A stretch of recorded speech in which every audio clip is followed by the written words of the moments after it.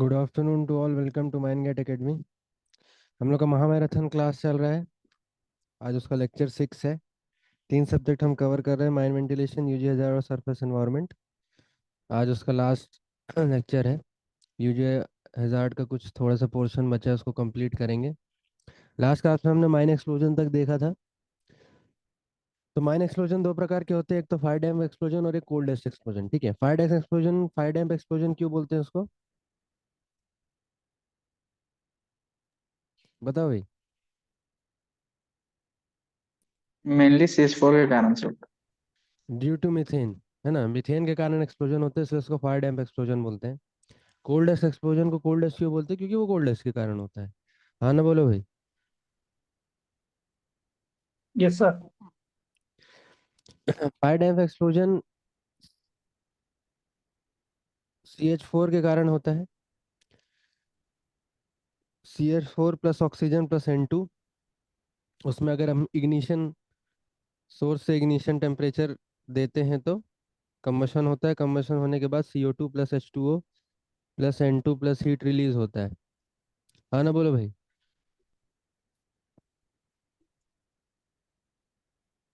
ठीक है। हाँ ना, बोलो भाई। Yes sir. अब CH4 की एक्सप्लोजिव लिमिट होती है, हर एक एक्सप्लोजिव गैस की एक एक्सप्लोजिव लिमिट होती है। ठीक है। CH4 की एक्सप्लोजिव लिमिट क्या है? तो five point explosive four limit, to 14.8। Explosive limit की दो चीज़ें होती है, एक तो एलियल होता है और एक HEL होता है। एलियल मतलब लोअर एक्सप्लोजिबिलिटी लिमिट जो कि 5.4% होती है, और HEL मतलब हायर एक्सप्लोजिव लिमिट 14.8%। उसके बाद एक इसकी नोज लिमिट होती है 9.5 टू 9.6%। उसका क्या ना मतलब होता है? नोज लिमिट वो लिमिट होती है कि जब CH4 9.5% होगा तो severity of explosion is very large, बहुत सीवियर एक्सप्लोजन होने के चांसेस हैं 9.5 9.6% में, इसलिए उसको नोज लिमिट बोला जाता है। नेक्स्ट योर नील ली चैटलियर्स प्रिंसिपल। क्या बोलता है ली चैटलियर्स प्रिंसिपल,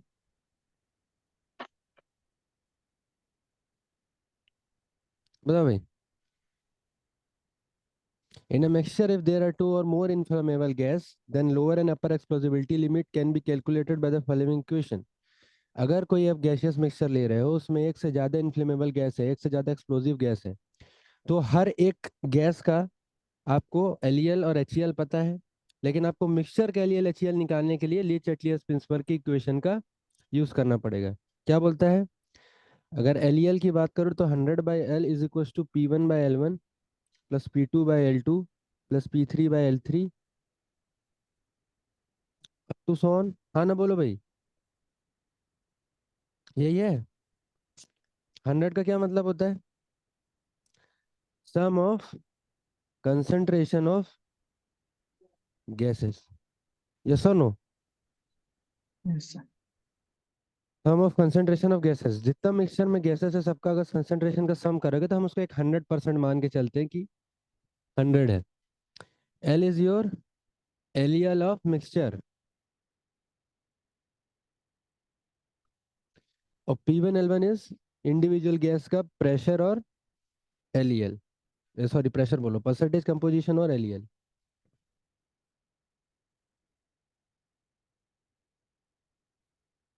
हाँ ना, बोलो भाई।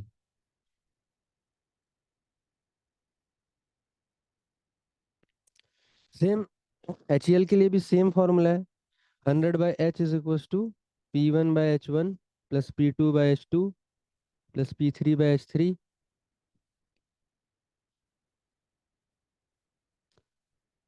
Up to so on Pn/Hn। हाँ ना, बोलो भाई। नोज लिमिट निकालने का भी सेम फॉर्मूला है। अगर आपको किसी का नोज लिमिट मिक्सचर का निकालना हो तो सबका नोज लिमिट, बस H की जगह में क्या आ जाएगा, N आ जाएगा। यस और नो?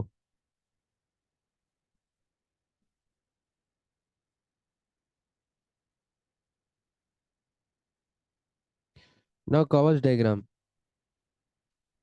कायस डायग्राम क्यों यूज करते हैं, क्यों बनाते हैं, क्या बोलता है? The Kawach diagram is the first method that represent the graphical relationship between mixture of methane and air. Methane air का मिक्सचर को ग्राफिकली रिप्रेजेंट किया गया है किसका यूज करके, कावास डायग्राम का यूज करके। उसमें एक एक्सिस रहती है वाई और एक एक्सिस रहती है एक्स। वाई एक्सिस में क्या होता है? हाँ ना बोलो भाई। एक्स एक्सिस में क्या होता है? यस और नो?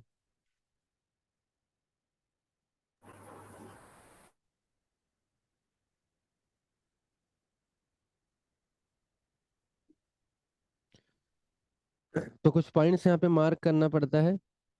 जैसे सबसे पहला पॉइंट तो 5.4 होगा, जो मीथेन का एलियल है। उसके बाद होगा 14.8। ठीक है। उसके बाद होगा 12.1। उसके बाद होगा 20.95। और अगर मैं इसका ग्राफ बनाऊंगा तो ग्राफ कुछ ऐसे आता है।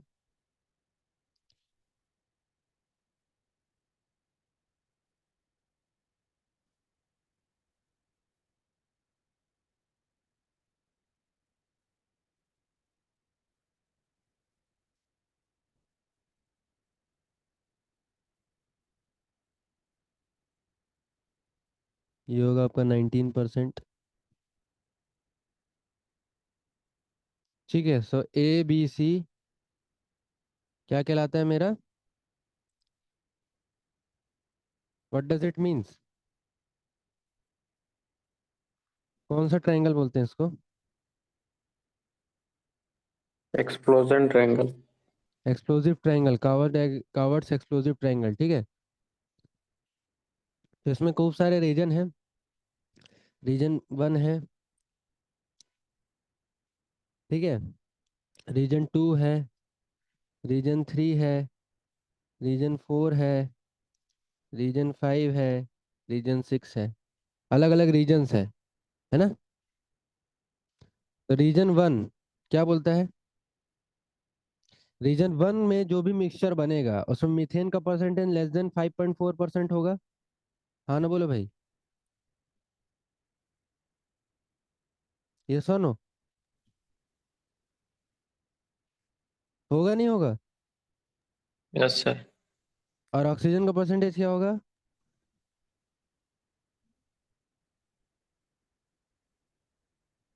ऑक्सीजन का परसेंटेज क्या होगा? Greater than 12.1। ये सुनो। देख के बताओ ना ग्राफ से। हाँ ना बोलो भाई। तो इसको बोलते हैं हम may be explosive. May be explosive. May be explosive कब होगा? Methane should be added. अगर मैं मीथेन को इस मिक्सचर में ऐड करूंगा या कोई भी इनफ्लेमेबल गैस ऐड करूंगा तो this mixture will become explosive. Yes और नो? हाँ ना तो बोलो। Yes, sir. अगर मैं थर्ड देखूंगा, any mixture is explosive. Third region. Yes और no? Third region Yes, ABC sir. Triangle के अंदर वाला रीजन, कोई भी पॉइंट ले लोगे, कोई भी मिक्सचर जो होगा वो एक्सप्लोसिव होगा। यस और नो? है? हाँ ना बोलो भाई। Yes, sir. एक मिनट, थोड़ा ये डायग्राम गलत बना है, इसको यहाँ जोड़ना था।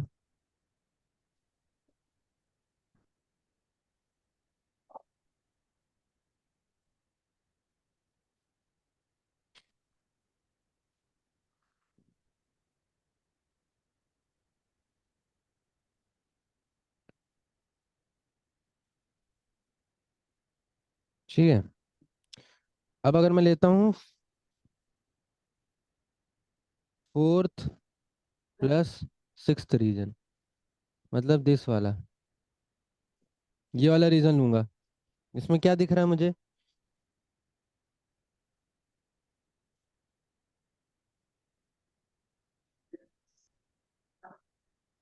क्या दिख रहा है इसमें? Methane is greater then 14.8%? Yes और नो?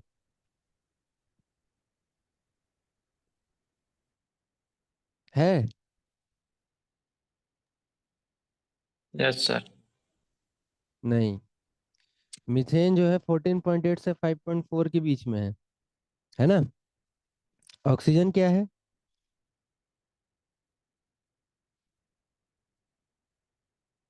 ग्रेटर देन 12.1% है कि नहीं है?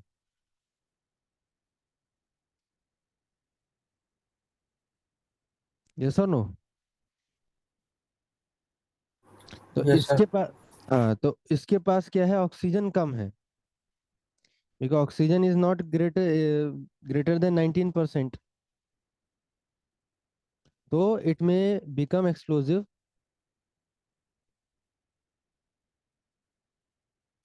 If diluted with air.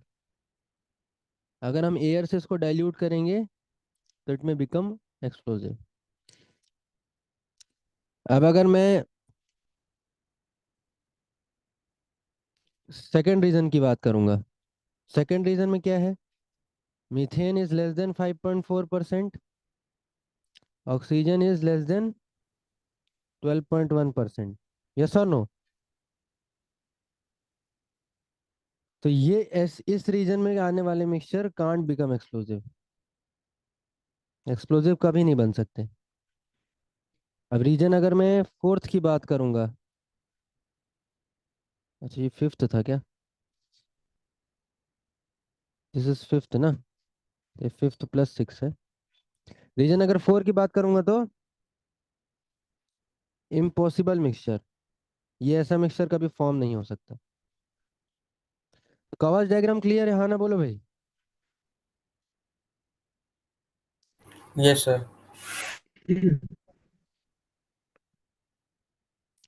अब डिग्री ऑफ गैसीनेस का टेबल सबको पता है, हाँ ना बोलो यार? Yes sir. डिग्री ऑफ गैसीनेस सबको पता है ना? तो उसमें क्या करते हैं, हम दो चीज देखते हैं, एक तो रेट ऑफ मीथेन एमिशन और दूसरा percentage of inflammable gas in general body. तो रेट ऑफ मीथेन एमिशन कैसे निकालते हैं?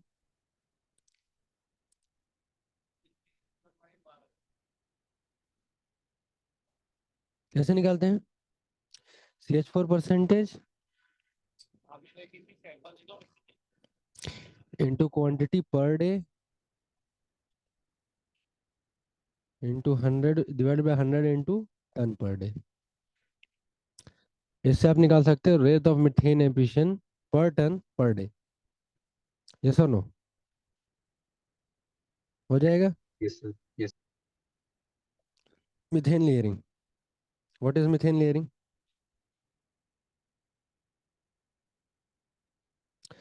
Because methane is a lighter gas, specific gravity 0.55, तो ये क्या करते हैं, रूफ में डिपॉजिट होते जाती है। हाँ, अब रूफ में डिपॉजिट हो रही है तो रूफ में क्या करती है, डिपॉजिट होकर एक लेयर फॉर्म कर लेती है। ठीक है, तो वो लेयर जो फॉर्म हुआ है, उस लेयर की लेंथ, उसके फॉर्मेशन को एसेस करने के लिए एक टर्म दिया गया, layering number. Layering number L का फॉर्मूला क्या होता है, V/G, rho a minus rho m by rho a, Q/W, whole की पावर 1/3।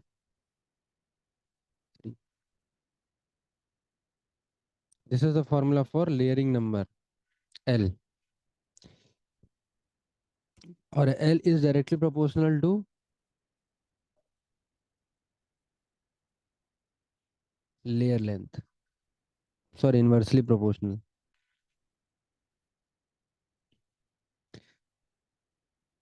मतलब एल की वैल्यू जितनी ज़्यादा होगी उतना लेयर लेंथ रिड्यूस होगा, उतना हमारे लिए अच्छा है। एल की वैल्यू जितनी ज़्यादा होगी। वी क्या है, velocity of air. Rho A क्या है, density of air.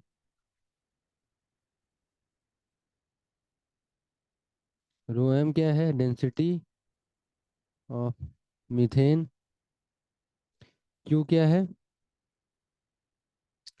Rate of methane emission,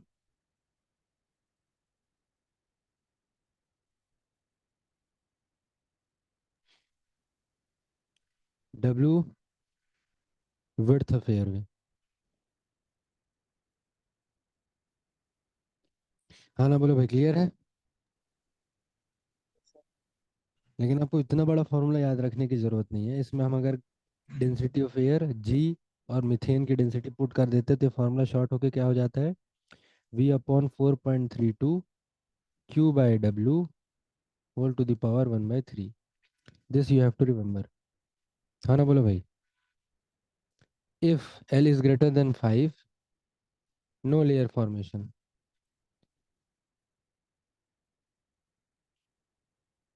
अगर L की वैल्यू आपकी ग्रेटर देन 5 है तो no layer formation in horizontal airway.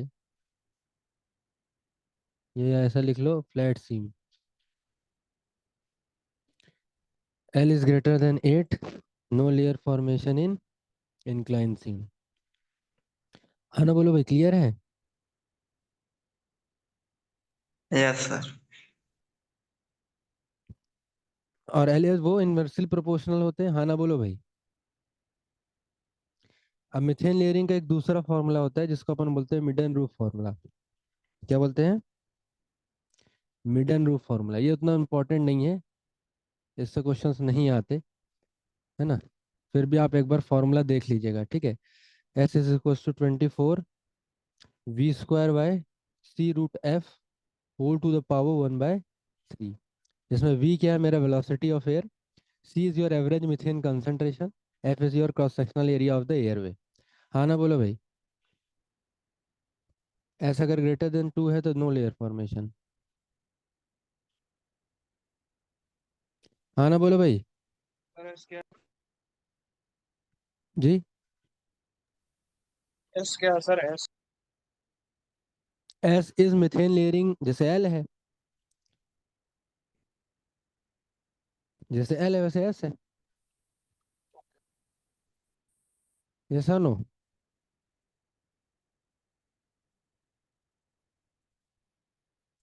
अच्छा, एक स्टेडी स्टेट एमिशन का क्वेश्चन करते हैं। If rate of emission of long wall face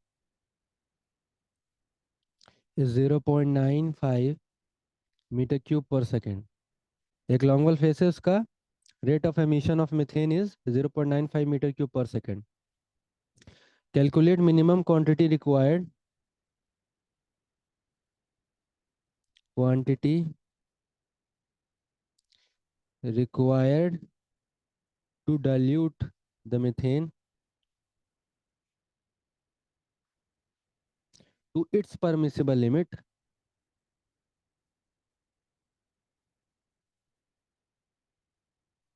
if the intake air contains 0.02%। intake air में कितना है? 0.02% मीथेन। हो जाएगा? हाँ ना बोलो भाई। कैसे सॉल्व करेंगे इसको? देखो, इसका स्टेडी स्टेट एमिशन या मिक्सचर को कोई भी मैं फॉर्मूला लिखाया जरूर हूँ क्लास में, बट मैं कोई फॉर्मूला बताता नहीं हूँ। फॉर्मूले से करने की जरूरत नहीं है। क्वेश्चन समझो, क्वेश्चन समझ के करो। अगर तुम्हारे पास एक डक्ट है और उसमें इनटेक एयर आ रही है, आना बोलो भाई, 0.02% उसमें मिथेन का है, उसमें मैं rate of methane emission add कर रहा रूफ से, that is your 0.95 metre cube per second, rate of methane emission. और फिर ये एयर मेरी रिटर्न में जाएगी जिसको मेरे को परमिसिबल लिमिट में मेंटेन करना है। What is the permissible limit? 0.75। 0.75%, according to CMR to 2017। 0.75% is your permissible limit. हाँ ना बोलो भाई।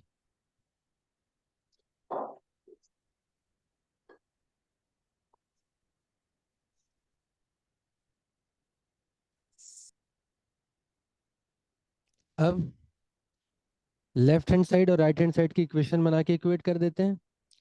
तो I will suppose that Q quantity of air मैंने यूज़ किया है डाइल्यूट करने के लिए, Q metre cube per second of air हमने डाइल्यूशन के लिए भेजी है। तो क्यू में मेरा मीथेन का परसेंटेज कितना है? 0.02%। हाँ ना, बोलो भाई। प्लस जो मीथेन ऐड हो रही है that is 0.95 is equals to permissible limit कितने होना चाहिए? 0.75%।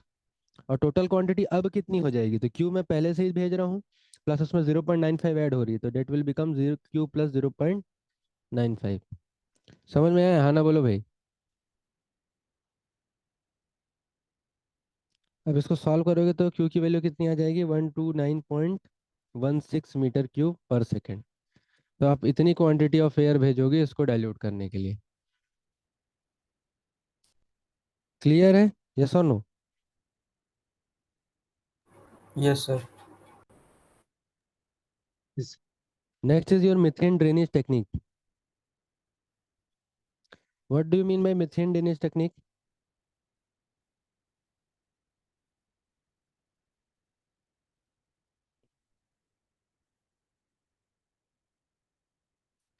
क्या समझते हो भाई मीथेन ड्रेनेज टेक्निक से? तो मीथेन ड्रेनेज मतलब जो भी मीथेन रिलीज हो रहा है माइंस में, उस वो अगर सफिशिएंट क्वांटिटी में है तो हम एक ऑर्गेनाइज प्लान्ड एक्सट्रैक्शन करते हैं मीथेन का यूजी माइन से,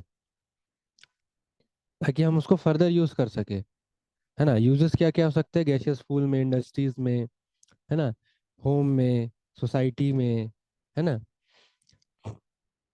तो उसको एक्सट्रैक्ट करने के लिए हम जो टेक्निक यूज करते हैं that is called as methane drainage technique. Major major technique कौन सी है? In seam drainage, cross measure borehole technique, cross measure borehole technique, superjacent heading, gob gas cavities,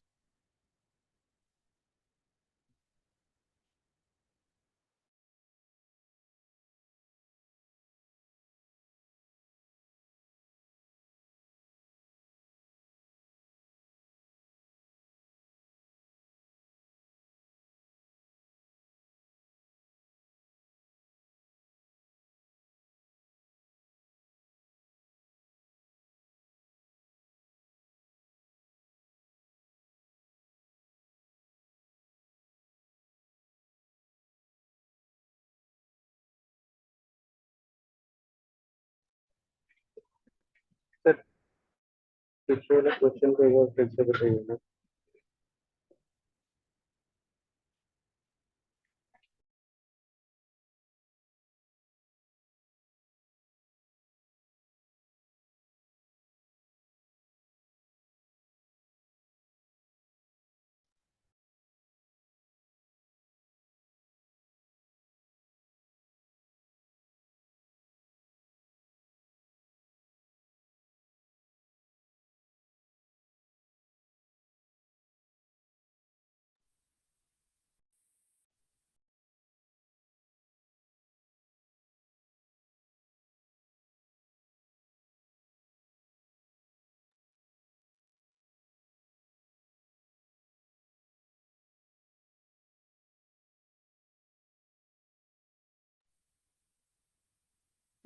sir,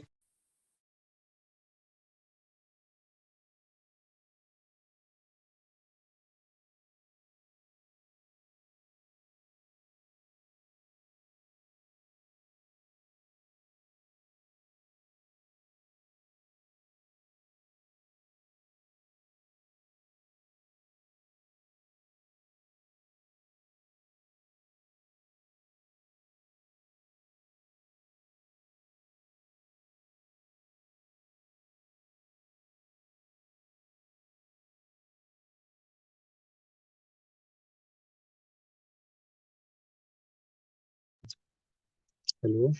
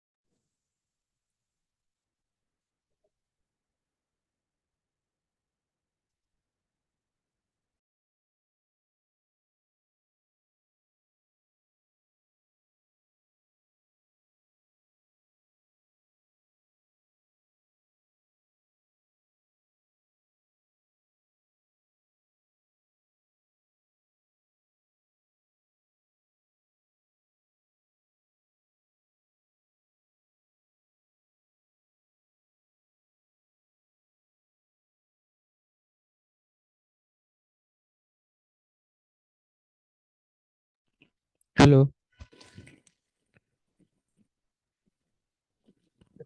yes sir.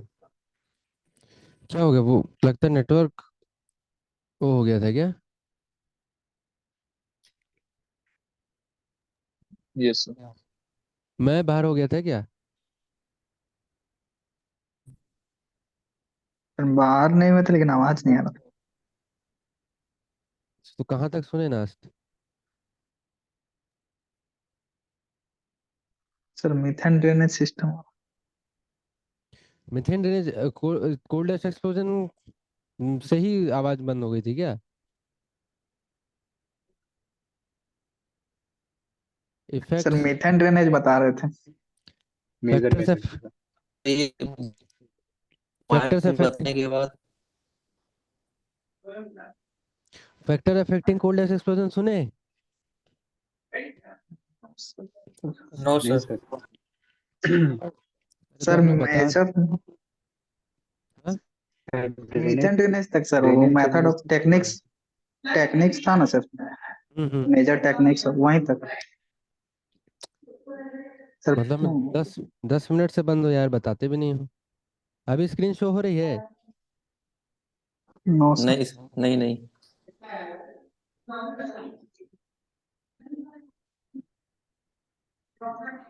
अभी show हो रही है? Yes sir. ठीक है, तो उसके बाद मैंने यही बताया कोल्ड एक्सप्लोजन क्या होता है और कौन कौन से फैक्टर्स हैं जो कोल्ड एक्सप्लोजन को इफेक्ट करते हैं, ठीक है। उसके बाद मैं उसके फैक्टर्स में एक आ रहा था ignition intensity of igniting source. तो मैंने आप लोग से यही पूछा कि कोल्ड एक्सप्लोजन में इग्नाइशन सोर्स क्या होता है ज्यादातर केसेस में, बताइए। Higher depth explosion sir. Firedamp explosion, very good. Firedamp explosion इसीलिए होता है क्योंकि कोल डस्ट के इग्नाइटिंग टेम्परेचर कितना है? 650 डिग्री है। उतना ज़्यादा टेम्परेचर कोई और इग्नाइटिंग सोर्स तो प्रोवाइड कर नहीं सकता। No sir. तो फायर डैम एक्सप्लोजन हुआ है मतलब उसकी इंटेंसिटी बहुत ज़्यादा है इग्निशन सोर्स की। इस वजह से कोल्ड एक्सप्लोजन बहुत डेंजरस होता है और बहुत जल्दी प्रोपोगेट करता है।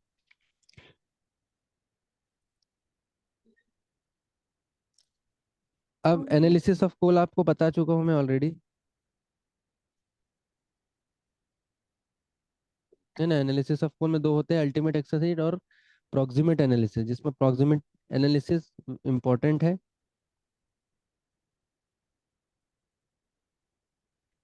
चार चीज़ों को मिला के बनता है: volatile matter, fixed carbon, ash content and moisture content. Yes और नो? तो सबसे पहले हम क्या करते हैं, सैंपल को प्रेजेंस ऑफ एयर में हीट करते हैं तो उसका मॉइस्चर कंटेंट निकल जाता है। उसके बाद सैंपल को एब्सेंस ऑफ एयर में हीट करते हैं तो वोलेटाइल कंटेंट निकल जाता है। फर्दर हीटिंग करते हैं तो ऐश मिल जाता है और जो बचा रहता है दैट विल फिक्स कार्बन। तो dry basis, wet basis, dry ash free basis, जब ऐसा कुछ बोलेगा तो ड्राई बेसिस बोल रहा है तो मॉइस्चर कंटेंट माइनस कर देना है। जैसे बोल दिया आपको वोलेटाइल मैटर निकालो on dry ash free basis, तो आप वोलेटाइल मैटर का जो भी परसेंटेज होगा डिवाइड बाय 100 माइनस, ड्राई बोलेगा तो मॉइस्चर कंटेंट भी माइनस होगा, ऐश फ्री बोलेगा तो ऐश कंटेंट भी माइनस होगा, इंटू 100। समझ में आया? हाँ ना बोलो भाई।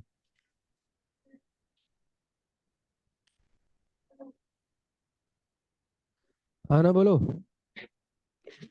सर एक बार फिर से बता दीजिए तीनों। मैंने अगर बोला कि calculate moisture content on dry ash, हाँ, calculate moisture content on ash free basis, अगर मैंने ऐसा सवाल पूछ लिया तो आपको मॉइस्चर कंटेंट पहले निकालना होगा। तो मॉइस्चर कंटेंट आपका जो भी आएगा, अब ऐश फ्री बेसिस में निकालोगे तो वो क्या होगा?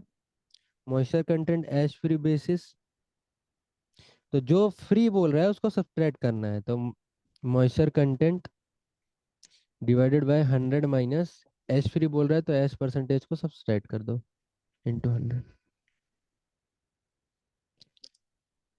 क्लियर? ऐसे जो बोलेगा उसको सब्ट्रैक्ट कर देना है। फ्यूल रेशियो होता है इसमें एक, फ्यूल रेशियो क्या होता है? Fixed carbon divide by volatile matter, इसको हम लोग बोलते हैं फ्यूल रेशियो।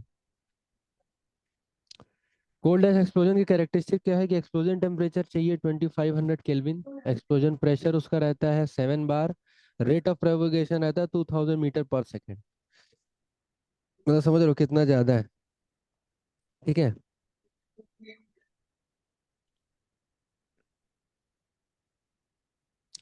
उसके बाद coal dust explosion test apparatus. Coal dust explosion को टेस्ट करने के लिए क्या क्या यूज किया जाता है? तो गॉडबर्ड एंड ग्रीनवाइल्ड एपरेटस यूज किया जाता है, ठीक है। गॉडबर्ड एंड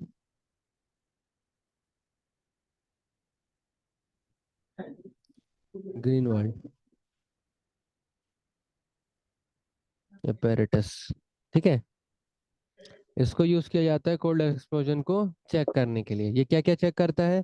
ये minimum ignition energy, minimum oxygen concentration required, lower explosibility and higher explosibility limit, explosion temperature, explosion pressure.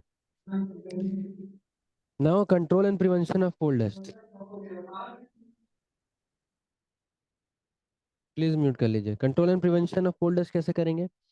Waiting से, स्टोन डस्टिंग से, स्टोन डस्ट बैरियर से, एक्सप्लोजन प्रूफ स्टॉपिंग से, सॉल्ट जोन से, वाटर बैरियर से, triggered barrier से।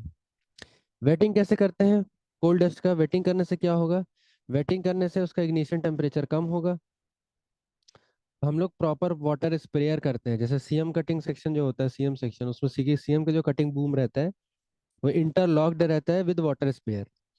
अगर water sprayer चालू नहीं होगा तो वो उसका बूम नहीं कट करेगा। उसके बाद स्टोन डस्टिंग।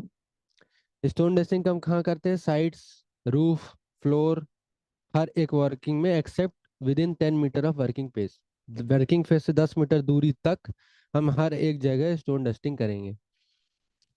अच्छा, स्टोन डस्ट की प्रॉपर्टीज क्या क्या होनी चाहिए? लाइट इन कलर होना चाहिए, लाइट इन वेट होना चाहिए, सिलिका कंटेंट 5% से ज़्यादा नहीं होना चाहिए, नॉन केकिंग प्रॉपर्टी होनी चाहिए, और इनकम्बस्टिबल इन नेचर होना चाहिए। Third is your stone dust barrier. Stone dust barrier क्या है? It is a device which uses dynamic pressure of an explosion to release and disperse a mass of stone dust of a thick cloud into the path of an upcoming explosion flame. तो क्या होता है कि जब भी एक cold dust explosion होता है तो उसके आगे आगे उसका वेव चलता है, एक्सप्लोजन वेव। उस एक्सप्लोजन वेव के प्रेशर से कोल्ड डस्ट बैरियर जो रहता है वो इनिशिएट हो जाता है। बैरियर के अंदर क्या भरा रहता है? Stone dust. स्टोन डस्ट जैसे वो इनिशिएट होता है, स्टोन डस्ट, एक लार्ज क्वांटिटी में स्टोन डस्ट डिस्पर्स होता है, और डिस्पर्स होकर क्या बना लेता है? क्लाउड बना लेता है। तो जब भी एक्सप्लोजन उस क्लाउड को पार करता है तो वो क्लाउड क्या करता है? एक्सप्लोजन के टेम्परेचर को एकदम से लो कर देता है, जिसके कारण कोल्ड डस्ट एक्सप्लोजन वहीं रुक जाता है। दो प्रकार के उसमें शेल्स यूज किए जाते हैं dust to stone dust barrier में, एक जर्मन और एक पोलिश। पोलिश जो है इंडिया में यूज होता है। इसमें दो तीन फॉर्मूले हैं, एक total quantity of stone dust निकालने का, तो stone dust area into area of shells. आने के उतने चांसेस नहीं है, फिर भी आप याद कर सकते हो। ये जो प्राइमरी, हाँ, डस्ट होता है वो पॉलिश और जर्मन टाइप का। शेल्फ शेल्फ डस्ट बैरियर होता है, डस्ट नहीं, डस्ट स्टोन डस्ट तो स्टोन डस्ट होगा, उसमें पॉलिश जर्मन क्या होगा? जो डस्ट बैरियर बनाए जाते हैं वो दो प्रकार के होते हैं। तीन प्रकार के होते हैं, जिसमें एक होता है प्राइमरी टाइप, एक होता है इंटरमीडिएट टाइप, और एक होता है सेकेंडरी टाइप। तीनों का अलग अलग है। तीनों का क्वांटिटी पर एरिया है 110 kg पर metre square, 195 kg, 390 kg। Loading पर मीटर ऑफ शेल्फ भी अलग अलग है, लेस देन 30, और सेकेंडरी टाइप का लेस देन 60। इसमें आपके कुछ नहीं अमाउंट पूछ सकता है। चौथा है आपका explosion proof stopping. Explosion proof stopping कितने का होता है? 6.5 मीटर विड्थ का होता है, जिसमें 1 मीटर और 1 मीटर का स्टॉपिंग रहता है आरसीसी का, और बीच में 4.5 मीटर इनकम्बस्टिबल मटेरियल भरते हैं, ताकि कभी भी एक्सप्लोजन हो तो वो इनकम्बस्टिबल मटेरियल उस एक्सप्लोजन को वहीं रोक दे, ठीक है। सॉल्ट जोन होता है, the pressure use to make the process is use to make the coal dust separable so that it does not take part in explosion. Also it decreases the flammability of coal dust. Salt zone barrier बनाया जाता है, उसका भी same काम है, ultimately वो एक्सप्लोजिबिलिटी कम करता है। सॉल्ट में क्या यूज किया जाता है? मैग्नीशियम क्लोराइड और calcium chloride. Water barrier, water barrier भी क्या है? सेम जैसे स्टोन डस्ट बैरियर है, तो स्टोन डस्ट में स्टोन डस्ट भरते हैं, इसमें वाटर भरते हैं। वाटर को इस जैसे ही आएगा वेव और उसको इनिशिएट करेगा, तो वो वाटर जो है वो डिस्पर्स हो जाएगा और उसका सर टेम्परेचर कम हो जाएगा। हाँ। सर वो स्क्रीन में आगे नहीं बढ़ रहा है, मतलब कंट्रोल में प्रिवेंशन तक लिखे हैं। हाँ, मैं नहीं बढ़ रहा हूँ आगे, इस सबको लिखूंगा तो अच्छा। टाइम नहीं है ना इतना, अच्छा थ्योरी ठीक नहीं है। लिखवा रहा हूँ। हाँ। ट्रिगर्ड बैरियर, ट्रिगर्ड बैरियर क्या होता है? These are used to make independent of the dynamic pressure generated by the explosion। तो इंडिपेंडेंट है, इसमें क्या होता है कि कहीं भी एक, देखो नॉर्मल बैरियर में क्या है कि जब वेव फ्रंट आएगा तब वो खुलेगा। ट्रिगर्ड बैरियर में ऐसा नहीं है, कहीं भी एक्सप्लोजन होगा तो वहाँ एक सेंसर लगा होगा, जहाँ जहाँ जहाँ जहाँ बैरियर बने हैं वो सब एक्टिवेट हो जाएंगे अपने आप, कहीं भी एक्सप्लोजन हो। समझ में आ रहा है?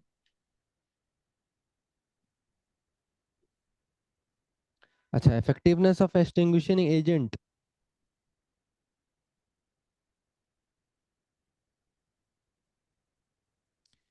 सबसे ज्यादा इफेक्टिवनेस क्या होता है? हेलॉन। हेलॉन मतलब वही CF3Br, CFC, these are called halon.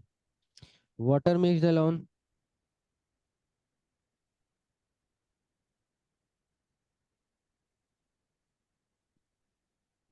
Water KHCO3।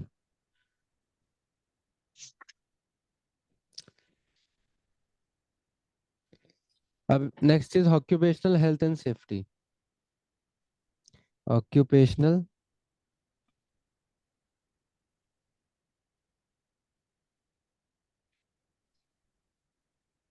Health and safety.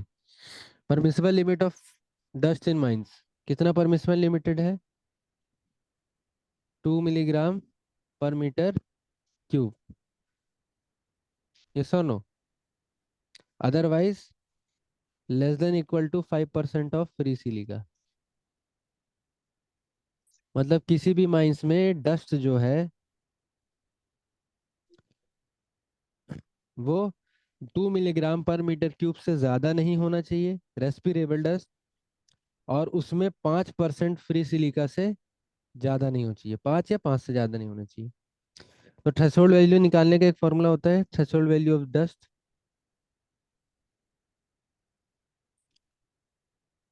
10 upon % of free silica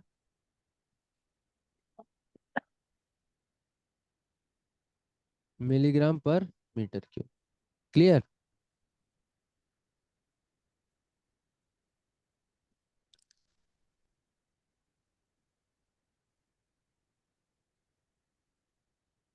मान लो एक माइंस है, ठीक है, उसका हमको मैक्सिमम अलाउबल डस्ट कंसंट्रेशन निकालना है, जिसमें 8% फ्री सिलिका है। ठीक है, तो उसका आंसर क्या होगा थ्रेशोल्ड वैल्यू का? 10/8 कितना आएगा?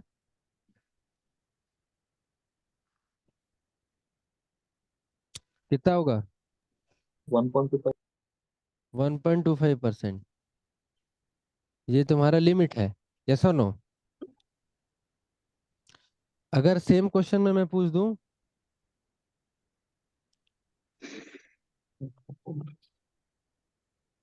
4% फ्री सिलिका, 2। तब क्या आएगा आंसर? 10/4 टू। कितना? 10/4 2 होता है। नहीं सर यहाँ 2 पॉइंट 2.5%। सही है ये answer? No, sir. Two is the answer. हाँ, ये आंसर गलत है। कभी भी 2% से ज्यादा नहीं होगा, तो आपका 2 से ज्यादा कितना भी आएगा, आपका आंसर हमेशा 2% ही होगा। ठीक है, ये गलती मत करना एग्जाम में। ठीक है?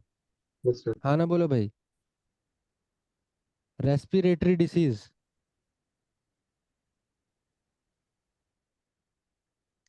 रेस्पिरेटरी कौन कौन सी डिजीज होती है? न्यूमोकोनोसिस, न्यूमोकोनोसिस किस लिए होती है? Coniosis. Lung disease due to dust. अब इसमें कई सारे रहते हैं, सिलिकोसिस सिलिका से होता है, साइड्रोसिस आयरन डस्ट से होता है, स्टेनोसिस टिन ऑक्साइड से होता है, टल्कोसिस टेल्कम डस्ट से होता है, बेरिलियोसिस बेरिलियम डस्ट से होता है, एल्यूमिनियोसिस एल्यूमिनियम डस्ट से होता है, एंथ्राकोसिस एंथ्रस कोल स्मोक से होता है, एस्बेस्टोसिस एस्बेस्टोस से होता है। अब इसमें दो प्रकार की चीजें होती है, एक होता है फाइब्रोसिस प्रोड्यूसिंग और एक होता है नॉन फाइब्रोसिस प्रोड्यूसिंग। फाइब्रोसिस क्या होता है कि जो लंग्स होते हैं ना, उसमें जो मसल्स रहते हैं वो काम करना बंद कर देते हैं। That is fibrosis producing. तो फाइब्रोसिस प्रोड्यूसिंग इसमें दो है, एक तो एस्बेस्टोसिस और एक सिलिकोसिस। अदर डिसीज क्या है? एंकीलोस्टिमियोसिस। ये क्या होता है? Ankles. Ankles. It is an anemia hookworm disease caused by hookworm enter into the body during working in unhygienic condition. Unhygienic condition में काम करने के कारण क्या होता है, हुक वर्म्स जो रहते हैं बॉडी में एंटर कर जाते हैं, उसकी वजह से एनीमिया हो जाता है। निस्टेगमस। आई डिसीज। आई डिसीज, ठीक है, कम लाइट में काम करने के लिए इनसफिशिएंट लाइट के कारण हो जाता है। टिनिटस। रिंगिंग और buzzing sound in ear, high noise में काम करने के कारण, ठीक है। Next is your accident. Accident क्या होता है भाई? It is an unintentional it is unintentional and they usually result in some damage or injury, है ना। किसके कारण हो सकता है? दो चीज हो सकता है, या तो अनसेफ एक्ट हो सकता है और या तो अनसेफ कंडीशन हो सकती है। दोनों के कारण एक्सीडेंट एक्सीडेंट पॉसिबल है, यस और no? Yes, sir. Unsafe act क्या चीज होता है? It is a violation of an unaccepted procedure, sorry, it is an violation of an accepted safe procedure which could permit the occurrence of an accident. कोई भी एक SOP बनाया जाता है, स्टैंडर्ड ऑपरेटिंग प्रोसीजर, अगर उस एसओपी को follow नहीं करते, उसको वायलेट करते हो, that is unsafe act. Unsafe condition क्या है? Hazards physical condition on circumstances that could directly permit the occurrence of an accident. आप ऐसी कंडीशन में कहा, जैसे रूफ खराब है, आप उसके नीचे काम कर रहे हो, दिस इज अनसेफ कंडीशन। काम आप भले इस एसओपी के अकॉर्डिंग ही कर रहे हो, बट आपकी कंडीशन अनसेफ है। समझ में आया?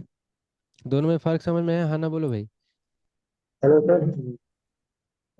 तो इसमें सर इसमें एक ऐसा क्वेश्चन आता है कि बीजीएमएस में मतलब किस किस को नहीं सुनाई दे रहा, क्या बोल रहे? सर बीजीएमएस में मतलब किस किस को किया है, एक ऐसा क्वेश्चन आता है इसमें डिजीज में। डीजेएमएस ने किसको किसको? सर वो वर्ड याद नहीं आ रहा है, तो मतलब सर बीजीएमएस में किस किस डिजीज को, मतलब ऐसा कुछ वर्ड था उसमें, क्वेश्चन प्रूव बता रहे किया हो? ऐसा कुछ। Yes sir, yes sir. हाँ तो भेजना, क्वेश्चन देखेंगे। Frequency rate, it is used to know the safety status of particular line. Frequency rate simple यही होता है कि कितना फ्रीक्वेंसी से एक्सीडेंट ऑकर हो रहा है। दो प्रकार से नापा जाता है, एक होता है एम्प्लॉयमेंट बेसिस और एक होता है प्रोडक्शन बेसिस। एम्प्लॉयमेंट बेसिस में हम पर 1000 एम्प्लॉयड देते हैं, किसी किसी बुक में पर मिलियन एम्प्लॉयड होता है, तो वो डिपेंड करता है आप कितने में ले रहे हो, जितने भी ले रहे हो उससे डिवाइड कर देना है, ठीक है। तो इसमें क्या होगा, number of person involve in accident divided by percent employed in mines, employed mines. अब पर 1000 बोलेगा तो 1000 से इंटू होगा, पर मिलियन बोलेगा तो 10⁶ से इंटू होगा, पर 100 बोलेगा तो 100 से इंटू होगा, ठीक है। प्रोडक्शन के हिसाब से क्या होगा फ्रीक्वेंसी रेट?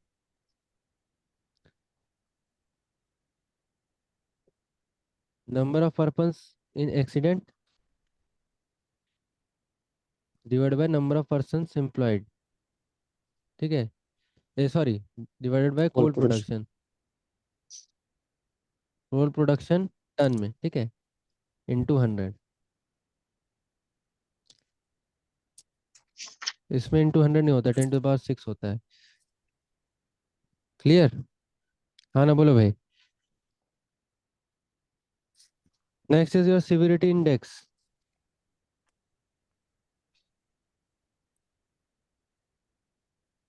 एक सेकंड।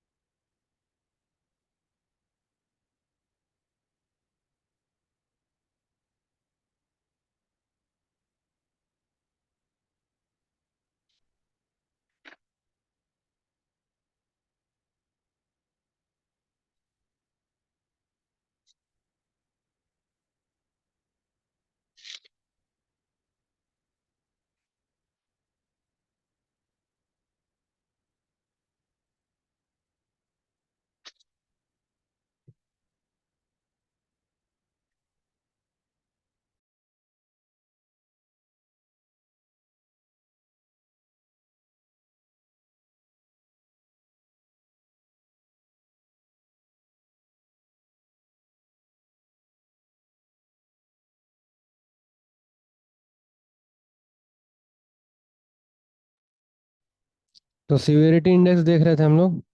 सिविरिटी इंडेक्स क्या होता है? It is an index to determine whether a mine is accident prone or not. कोई भी माइन अगर एक्सीडेंट प्रोन है तो उससे हम लोग डिटरमाइन करते हैं। सिविरिटी इंडेक्स का फॉर्मूला क्या होता है? 50F plus S into 10⁵ man shift work.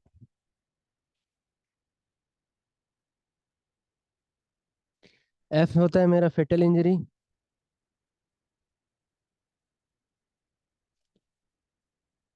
S मेरा क्या होता है? Serious bodily injury.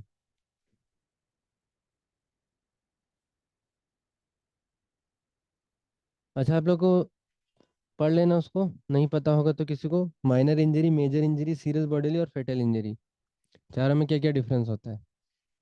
ठीक है, हाँ ना, बोलो भाई। अगर मेरा सिविरिटी इंडेक्स ग्रेटर देन 12 आया, मतलब मेरी माइन जो है वो एक्सीडेंट प्रोन है। Mine is accident prone.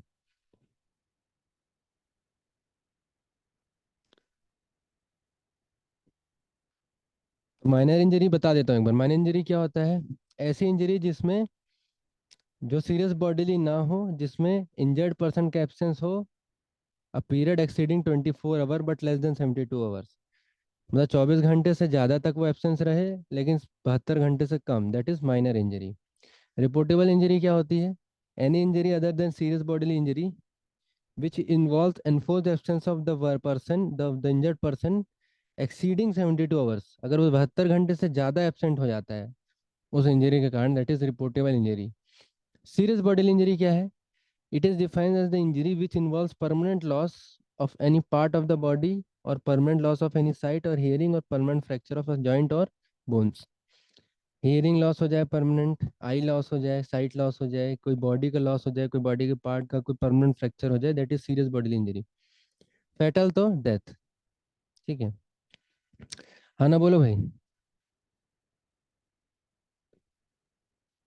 Yes, उसके sir. बाद तीन तीन फॉर्मूले और हैं। ऑड्स रेशियो, है ना, relative risk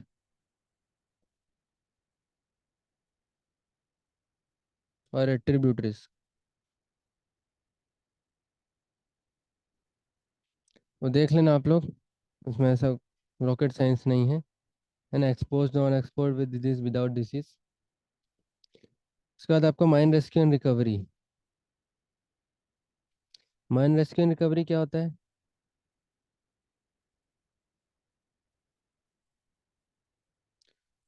mine rescue and recovery deals with the measures and devices used for saving of a person's life जिसको हम माइन रेस्क्यू बोलते हैं, and rescuing the precious materials and government property from the irrespirable and dangerous atmosphere. एक तो सबसे पहले life अगर किसी के इंडेंजर है तो उसको बाहर निकालना पर्सन को, उसको बोलते हैं हम लोग माइन रेस्क्यू। और माइन रिकवरी इसको बोलते हैं जो भी गवर्नमेंट प्रॉपर्टी है, प्रीशियस मटेरियल्स है, उनको बाहर निकालना, उनको रिकवर करना।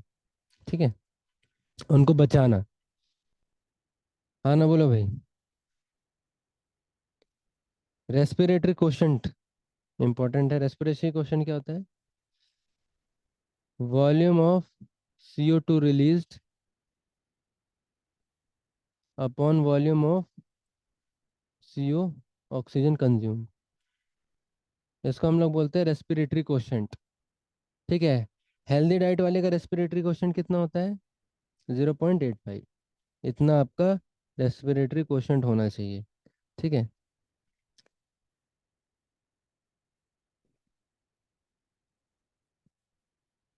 ठीक है।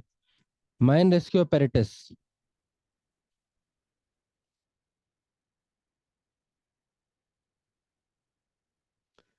माइन रेस्क्यू जो इन इन मतलब रेस्पिरेबल जोन रहता है, रेस्पिरेबल जोन में जाने के लिए हम लोग apparatus का यूज करते हैं। ठीक है, तो दो प्रकार के apparatus होते हैं। एक तो सेल्फ कंटेन्ड ब्रीदिंग apparatus होता है, SCBA, और एक होता है non self contained breathing apparatus। ठीक है,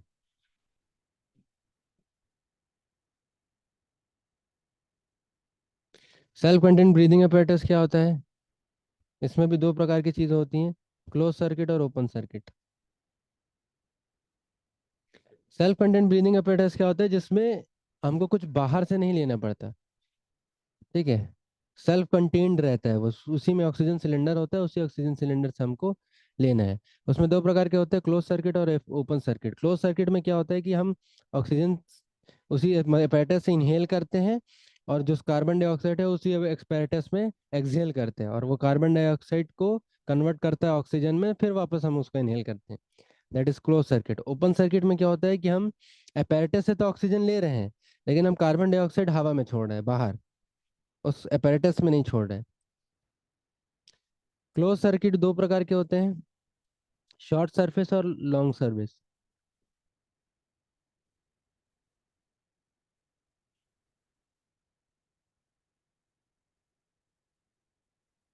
लॉन्ग सर्विस वो होता है जिसकी वर्किंग आवर जो होता है वो 4 घंटा होता है। ठीक है, लॉन्ग सर्विस वो होता है जिसका वर्किंग आवर 4 घंटा होता है। शॉर्ट सर्विस वो होता है जिसका less than 4 hours होता है। अब शॉर्ट सर्विस भी दो प्रकार के होते हैं, कंप्रेस्ड ऑक्सीजन टाइप और liquid oxygen type.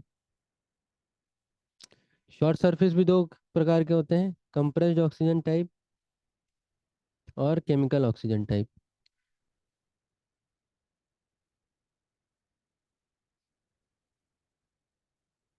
Compressed oxygen में क्या होता है कि ऑक्सीजन सिलेंडर होता है जिसमें कंप्रेस्ड ऑक्सीजन भरा रहता है, और उसका यूज करके हम लोग काम करते हैं, जैसे कंप्रेस्ड ऑक्सीजन। लिक्विड ऑक्सीजन में जैसा नाम में लिखा है कि उसमें लिक्विड ऑक्सीजन रहता है सिलेंडर में, कार्ट्रिज में, वो कन्वर्ट होता है गैस में, फिर हम उसको लेते हैं। वैसे लॉन्ग सर्विस में भी कंप्रेस्ड ऑक्सीजन हो गया, और केमिकल ऑक्सीजन टाइप हो गया। केमिकल ऑक्सीजन मतलब हम, अरे उल्टा लिख दिया ये शॉर्ट सर्विस का है, ये लॉन्ग सर्विस का है।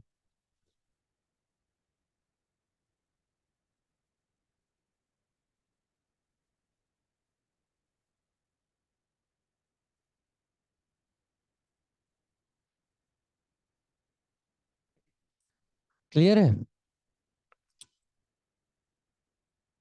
अब लॉन्ग सर्विस में कौन कौन से आते हैं? अपना प्रोटो मार्क 4 आ गया, है ना। इंपॉर्टेंट कौन कौन सा पैटर्स है आपका पढ़ने लायक? प्रोटो मार्क 4 है, बहुत पुराना है। उसके बाद आपका प्रोटो 5 है। इनके बारे में आप डिटेल पढ़ लेना कि ऑक्सीजन सिलेंडर कैपेसिटी क्या है, ब्रीदिंग बैग की कैपेसिटी क्या है, कितना इसका वर्किंग ड्यूरेशन है। ठीक है, ड्रेगर BG174 वेरी इंपॉर्टेंट। उसके बाद BG4 PSS, तो ये सब आप पढ़ लीजिएगा। है ना। जैसे BG4 PSS की मैं चीज़ें बता देता हूँ आपको। ये सबसे लेटेस्ट है और आजकल यही यूज़ होता है। 4 घंटा इसका वर्किंग ड्यूरेशन है। 2 लीटर का ऑक्सीजन सिलेंडर कैपेसिटी होता है। ब्रीदिंग एयर कैपेसिटी होता है इसका 5.5 लीटर का। इसका सर्किट आप लोग को सबको पता है। एक माउथ पीस रहता है। हम सबसे पहले क्या होता है, ऑक्सीजन सिलेंडर रहता है। ऑक्सीजन सिलेंडर से ऑक्सीजन आता है ब्रीदिंग बैग में। ब्रीदिंग बैग से आता है माउथ पीस में। माउथ पीस से हम उसको इनहेल करते हैं। फिर हम जो CO2 एक्सहेल करते हैं माउथ पीस में, वो एक्सहेल होस्ट से होते हुए CO2 एब्जॉर्बेंट में जाता है। CO2 एब्जॉर्बेंट में आपका CO2 एब्जॉर्बर रहता है, प्रोटोजॉब भरा रहता है उसमें। उसको मैं केमिकल कन्फिग्रेशन बता देता हूँ। ठीक है। प्रोटो बैग भरा रहता है। ठीक है। इसका ऑक्सीजन फ्लो रेट होता है 1.5 to 1.9। ठीक है। ये पॉजिटिव टाइप ब्रीदिंग apparatus है।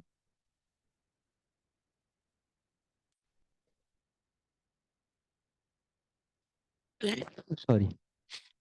CO2 एब्जॉर्ब कंटेनर में CO2 एब्जॉर्ब करके ऑक्सीजन में कन्वर्ट करता है। फिर वो ऑक्सीजन वापस ब्रीदिंग बैग में आता है। वापस आप उसको इनहेल कर लेते हो। ये साइकिल चलती रहती है। अच्छा, इसमें एक इम्पॉर्टेंट चीज़ है कि positive type BG4 positive type है और BG174 नेगेटिव टाइप है। पॉजिटिव टाइप नेगेटिव टाइप में क्या डिफरेंस होता है कि BG4 में क्या होता है, पॉजिटिव टाइप apparatus में ये हमेशा पूरे सर्किट में पॉजिटिव प्रेशर क्रिएट करके रखता है। पॉजिटिव प्रेशर क्रिएट करने से क्या होगा, क्योंकि इसके ब्रीदिंग बैग जो है उसमें स्प्रिंग लगे रहते हैं, तो वो हमेशा एक पॉजिटिव प्रेशर क्रिएट करके रखता है। उससे फायदा क्या होगा कि अगर मान लो कि आपका कोई भी इनहेल एक्सहेल होस्ट में कुछ कट लग गया या कोई ब्रीदिंग बैग में कट लग गया, तो अगर पॉजिटिव प्रेशर की जगह नेगेटिव प्रेशर होगा जैसे BG174 में, तो बाहर की फाउल एयर अंदर आ जाएगी और आप उसको इनहेल कर लोगे।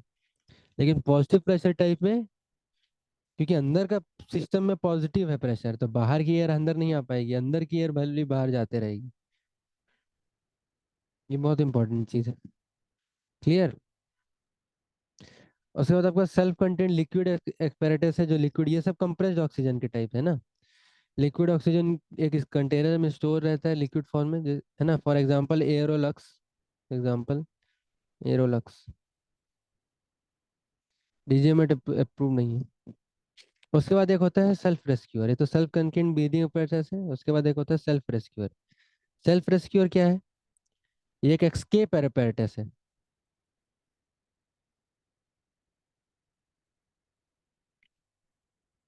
इसका यूज करके हम क्या करते हैं, एक्सकेप कर सकते हैं। इसका यूज करके हम कोई वर्क नहीं कर सकते, हम रेस्क्यू रिकवरी नहीं परफॉर्म कर सकते। ये केवल सेल्फ रेस्क्यू है। ये सेल्फ को रेस्क्यू करने के लिए, अगर during an emergency, short duration equipment होता है ये। इमरजेंसी में हम इसको अप्लाई करके और वहां से एस्केप कर सकते हैं। इसमें भी केमिकल ऑक्सीजन होता है। Chemical oxygen self rescue. Chemical कौन सा यूज होता है? Potassium tetra oxide. ठीक है। सबसे ज्यादा यूज होने वाला है इसमें क्या है, CI60 बोलते हैं उसको। 60 मिनट का होता है CI60। आप देखे होंगे माइंस में रखा रहता है सेल्फ रेस्क्यूअर। यस और नो। एक ऐसे डब्बा रहता है, उसके ऊपर एक इंडिकेटर रहता है। देखे नहीं देखे? हर माइंस में होता है ये। Yes sir. गैस मास्क होता है। गैस मास्क में आप, अब ब्रीदिंग apparatus नहीं है, non self content breathing apparatus जो ये वाला टाइप था ना, ये है। ये बस आपको टॉक्सिक एनवायरनमेंट से बचाता है और लिमिटेड पीरियड के लिए लगाता है, नॉक्सियस गैस से बचाता है। और उसका भी कंडीशन है कि CO जो है आपका 2% से ज़्यादा नहीं होना चाहिए और ऑक्सीजन आपका 16% से कम नहीं होना चाहिए, तभी यूज़ कर सकते हो। फिल्टरिंग डिवाइसेस लगे रहते हैं उसमें, जैसे एनहाइड्रस कैल्शियम क्लोराइड होता है जो वाटर वेपर रिमूव करता है। सिलिकल जेल होता है जो अमोनिया रिमूव करता है। कॉस्टिक सोडा होता है जो H2S रिमूव करता है। कॉटन विल होता है जो रिमूव डस्ट।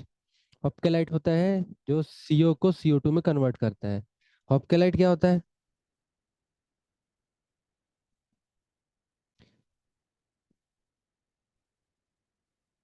Manganese dioxide. इसके मिक्सचर को हम बोलते हैं हॉपकेलाइट। CO को किस में कन्वर्ट करता है? CO2 में। एक्टिवेटेड चारकोल होता है जो ऑर्गेनिक मैटर और एसिडिक गैसेस को रिमूव करता है। उसके बाद होता है एक रिवाइविंग एपरेटस, जैसे मैग्जामैन, केयर वेंट। ठीक है। Maximum and care went. तो ये क्या होता है, ये आर्टिफिशियल रेस्पिरेटरी सिस्टम होता है। अगर किसी बॉडी को प्योर ऑक्सीजन सप्लाई करना है, कोई पर्सन अनकॉन्शियस है, उसका खुद का काम नहीं कर रहा है ना, उसका हार्ट बंद हो गया है या उसका रेस्पिरेशन बंद हो गया है, तो उसको रिवाइव करने के लिए हम लोग रिवाइविंग apparatus होता है। ये एक टाइप का क्या होता है, आर्टिफिशियल रेस्पिरेशन सिस्टम होता है। जैसे हम आज की डेट में केयर वेंट चल रहा है, ठीक है, डीजीएमएस अप्रूव्ड है केयर वेंट। केयर वेंट को क्या होता है, एक मास्क होता है और एक मॉड्यूल होता है और एक ऑक्सीजन सिलेंडर होता है। मास्क को मुंह में पहना दो, मॉड्यूल को ऑक्सीजन सिलेंडर से कनेक्ट कर दो और मॉड्यूल को मास्क में कनेक्ट कर दो। उसके बाद उसमें डिफरेंट मोड्स रहते हैं कि आपको, मतलब उसमें जैसे मोड है 800, 812, मतलब वो 800 मीटर क्यूब ऑक्सीजन देगा पर मिनट, कितने बार, 12 बार, 12 उसकी फ्रीक्वेंसी है। तो ऐसे उसमें मोड में सेट कर दो और वो पर्सन फिर रिवाइव करता है। क्लियर, हाँ ना बोलो भाई। Next is mind lighting and illumination. Hello sir. हाँ, सर वो नोटिफाइड, वो था नोटिफाइड डिजीज। नोटिफाइड डिसीजेस वही सब है जो मैंने लिखा है ना, वही सब है नोटिफाइड डिसीजेस, तभी तो उसी को पढ़ते हैं। अच्छा ठीक है sir. Mind lighting and illumination, mind lighting and illumination, है ना। इसमें क्या होता है, सबसे पहले अपन को प्लेन एंगल और सॉलिड एंगल में डिफरेंस आना चाहिए।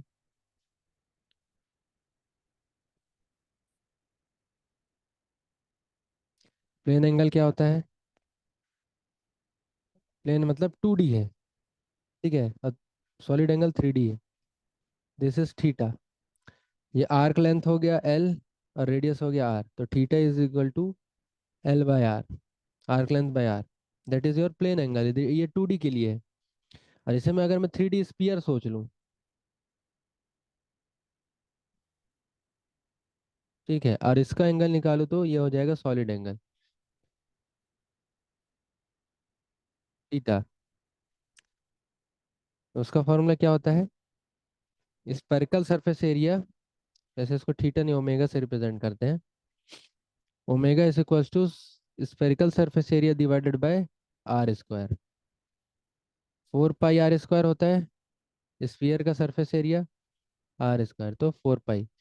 तो 4 पाई रेडियन जो होता है वो मेरा सॉलिड एंगल होता है। हाँ ना बोलो भाई। प्लेन एंगल और सॉलिड एंगल के बीच में रिलेशनशिप क्या होता है, solid angle is equal to 2 pi 1 - cos theta. ये इंपॉर्टेंट है, इससे क्वेश्चन आ चुका है, ठीक है। अब लाइट सोर्स,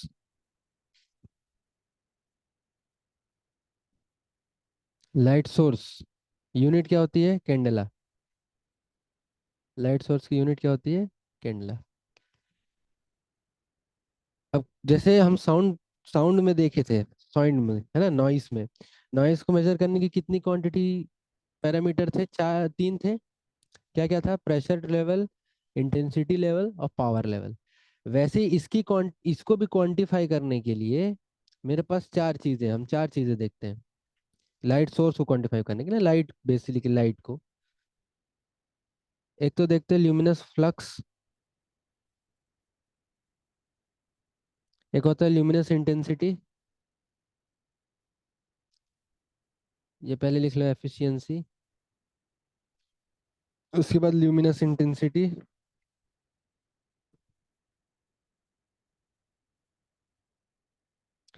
फिर होता है इल्यूमिनेशन।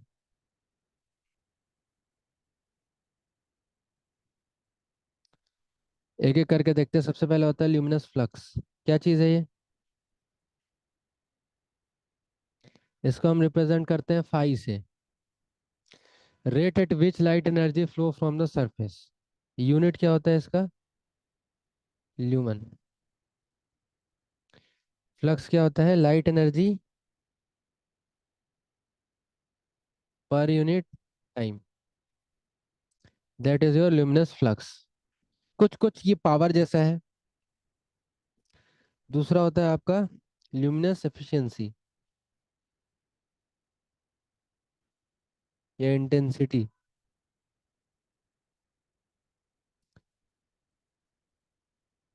ये होता है luminous flux per unit area, इसको हम लोग बोलते हैं इंटेंसिटी।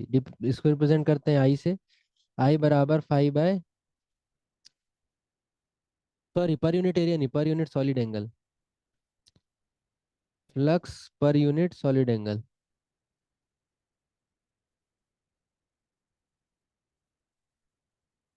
ओमेगा। यूनिट क्या होता है इसका? Candle.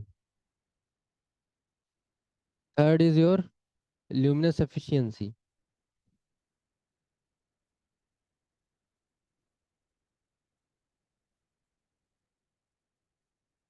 Luminous flux upon input power.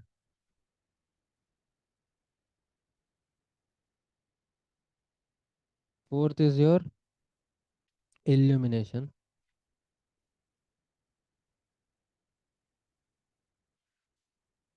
Luminous flux per unit area, इसको हम लोग ई से रिप्रेजेंट करते हैं, 5/A। यूनिट क्या होता है इसका? ल्यूमन पर मीटर स्क्वायर। क्लियर है? अगर ई को हम रिलेट करें इंटेंसिटी से, तो फाई का वैल्यू यहाँ से क्या हो जाएगा? आई ओमेगा बाय ए। ओमेगा का वैल्यू क्या होता है? A/r²। तो ए से कट जाएगा तो I/r²।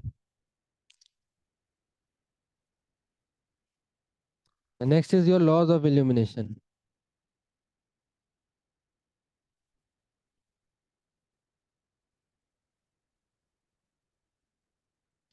फर्स्ट लॉ, पहला लॉ क्या बोलता है? According to this law, illumination of a surface is inversely proportional to the square of the distance between the source and surface, given that the source must be a point source। एक source point source है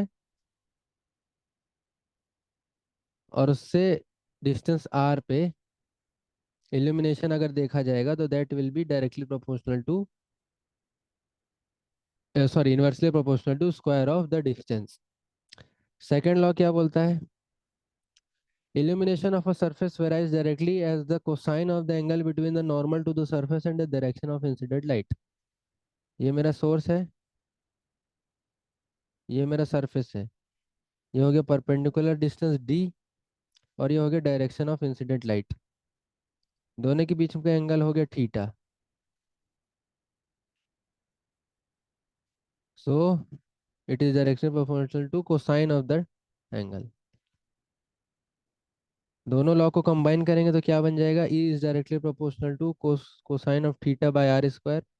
proportionality हटाने के लिए E is equal to I cos theta by d²।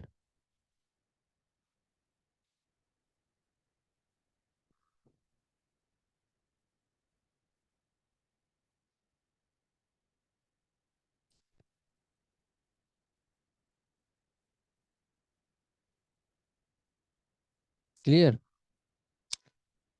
तो अगर ये point को मैं Q लेता हूँ, ये पॉइंट को मैं R लेता हूँ, तो E at Q point is I cos theta by d²। पर थीटा इज 0 डिग्री, तो ये EQ हो जाएगा I/d²। वैसे ER निकालेंगे तो क्या होगा? I cos theta by r²।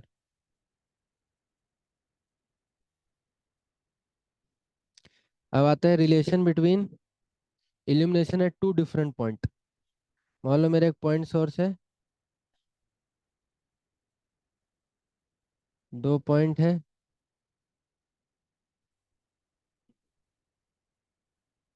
एक पॉइंट है ए, एक पॉइंट बी। ये हो गया डिस्टेंस डी, ये हो गया आर, ये हो गया थीटा, ये हो गया परपेंडिकुलर। दोनों के बीच का रिलेशन क्या है?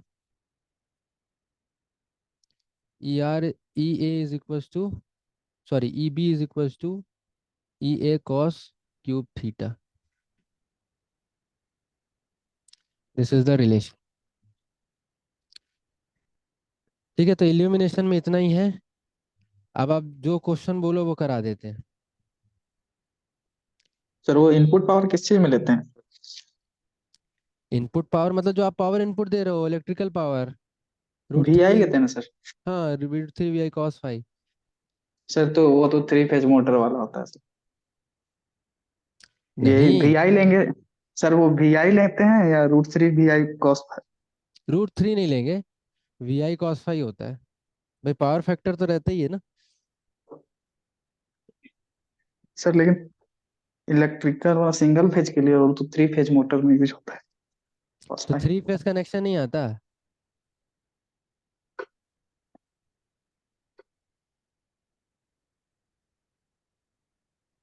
वी आई दिया होगा तो VI ले सकते हो, सिंगल फेज का है अगर तो। ठीक यस है सर। ना। Yes sir. जैसे क्वेश्चन कर सकते हैं अपन, floor elimination at a point directly before.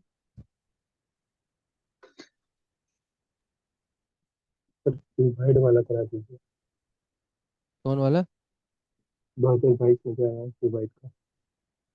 नहीं सुनाई दे रहा। सर 2022 में आया है डिवाइड का। 22 में वो वाला कराना है, टफ वाला। हाँ सर। ठीक, तो वही वाला क्वेश्चन करा लेते हैं, गेट 2022, क्वेश्चन नंबर 58। मैं क्वेश्चन नहीं लिख पाऊंगा यार, आप लोग क्वेश्चन खोल लेंगे क्या? डायरेक्ट आंसर करा देता हूँ। क्वेश्चन मैं पढ़ दे रहा हूँ, आप लोग क्वेश्चन खोल लीजिए। An underground workshop has a dimension of 8 meter in length, 6 meter in width, and 4 meter in height. Four identical luminaires are placed at the four corners of the roof.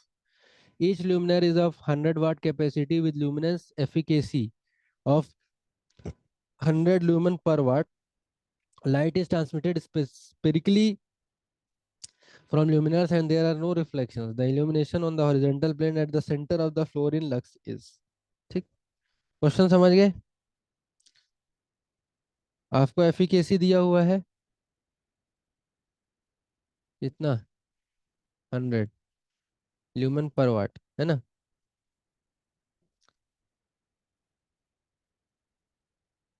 Power दिया हुआ है आपको, power दिया हुआ है हर एक का 100 वाट हाँ, पर पल इल्यूमिनेटर, है ना। ठीक ठीक। अब थोड़ा एक बनाते हैं कि आपका,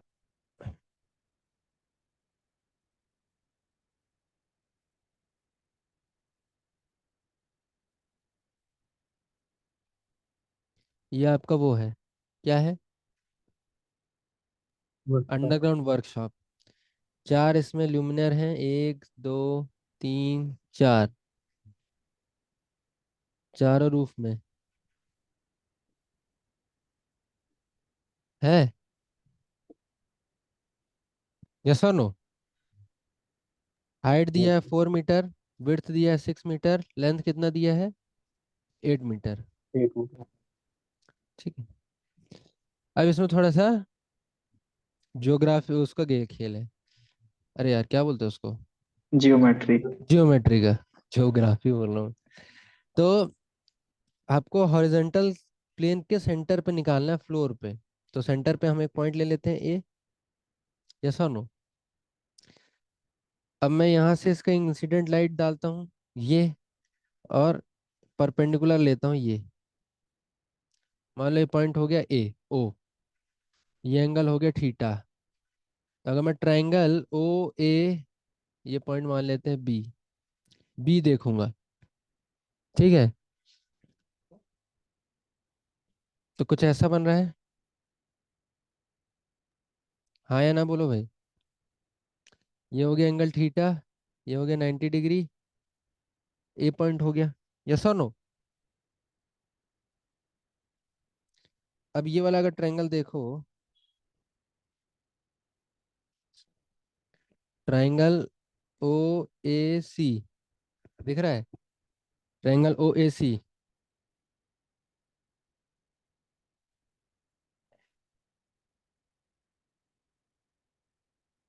ओ सी है वैसे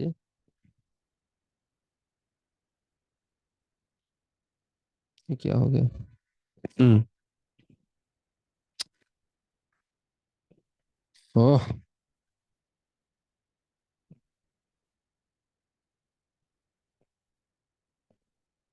ठीक है। अगर ये वाला ट्रायंगल आप ध्यान से देखो, क्या देखो, ट्रायंगल देखो, तो तो एसी का लेंथ क्या हो सकता है? एसी का लेंथ क्या होगा? Sir 3 metre. ओसी का लेंथ 4 मीटर। तो एओ कैलकुलेट कर सकते हो, एओ कितना होगा? Sir 5 metre. अब इधर आ जाओ, एओ 5 मीटर है, बीओ कितना है? 4 मीटर। ए भी कैलकुलेट कर सकते हो, यस सर। कितना? √41। नोट 40 में। यहाँ तक कोई डाउट? No sir.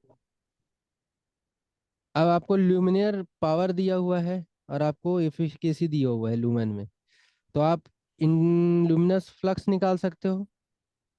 दोनों को इंटू कर दोगे तो कट जाएगा वाट वाट, तो आ जाएगा 10⁴ ल्यूमन। यस और नो? आएगा नहीं आएगा? Yes sir.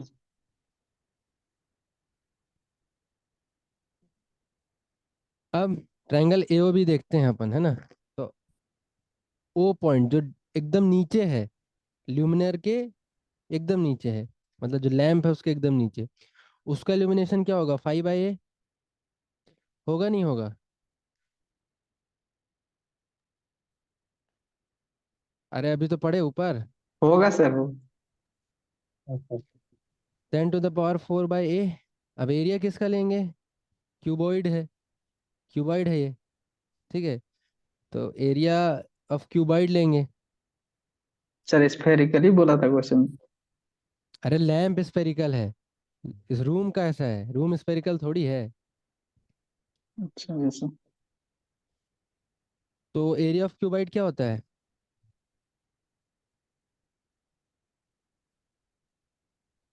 2 × LB + BH + HL।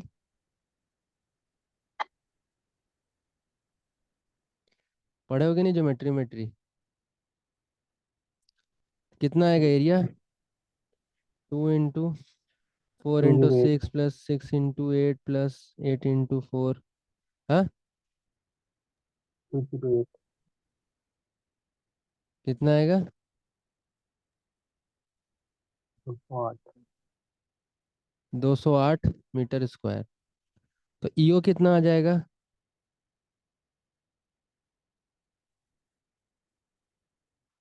48.07 lux आएगा। अब ई ए निकालना है मेरे को, तो क्या हो जाएगा? EO cos cube theta. अभी ऊपर पढ़ के आए, आए नहीं आए? यस। अभी ऊपर पढ़ के आए। तो 48.07 cos cube theta, cos theta क्या होगा?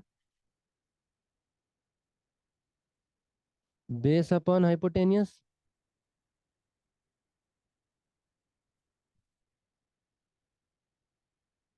कितना आएगा?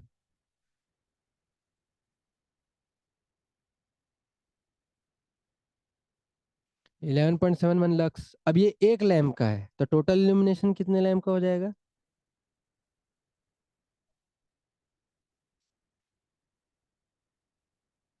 4 लैम्प है तो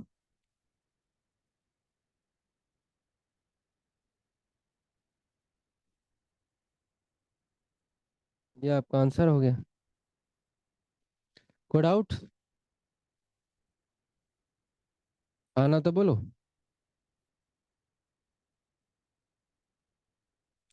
यस और no? Hello, hello, hello, hello. Yes yes sir yes sir. कोई डाउट? No sir. तो यहाँ आपका मैराथन क्लास खत्म होती है, तीनों सब्जेक्ट की, माइंड वेंटिलेशन, सरफेस एनवायरनमेंट और यूजी हैजार्ड। ठीक है। सर पीडीएफ इसका अपलोड नहीं होगा क्या तीनों का? हो जाएगा, भेज देंगे। क्लास की भी थैंक यू अपडेट सर। हो जाएगा, पीडीएफ भी अपडेट हो जाएगा, ठीक है। No sir. ठीक है। चलिए फिर। Thank you all. Thank you sir, thank you thank sir, you. Thank you.